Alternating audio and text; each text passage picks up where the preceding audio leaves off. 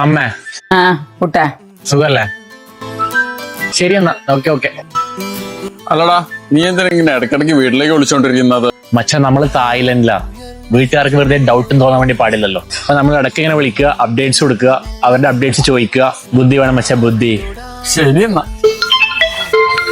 കുട്ടാ അച്ഛാ, എന്തല്ല സുഖല്ലേ? സുഖം തന്നെപ്പാ. ആയിക്കോട്ടെ എന്നാലേ.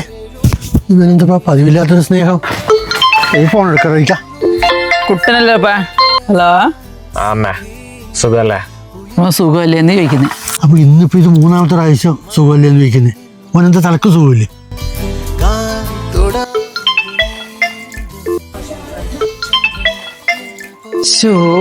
സീരിയൽ നോക്കുന്ന മിക്കിരപ്പാ. ഇതാ കുട്ടൻ വിളിച്ചോണ്ടിരിക്കുന്നേ, നിർക്കറ. അച്ഛാ, എന്തല്ല സുഖല്ലേ? എടാ, ഇവിടെ എല്ലാവർക്കും സുഖം തന്നെ. എന്തെങ്കിലും അസുഖം ഉണ്ടെങ്കിൽ അങ്ങോട്ട് വിളിച്ചിട്ട് അറിയിക്കാം. ഇപ്പൊ നീ ഫോൺ വെക്ക്.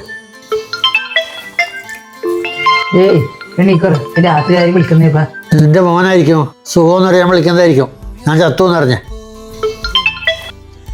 ആദ്യം വിളിക്കുന്നേ. കൊണ്ടായിക്കോട്ടെ.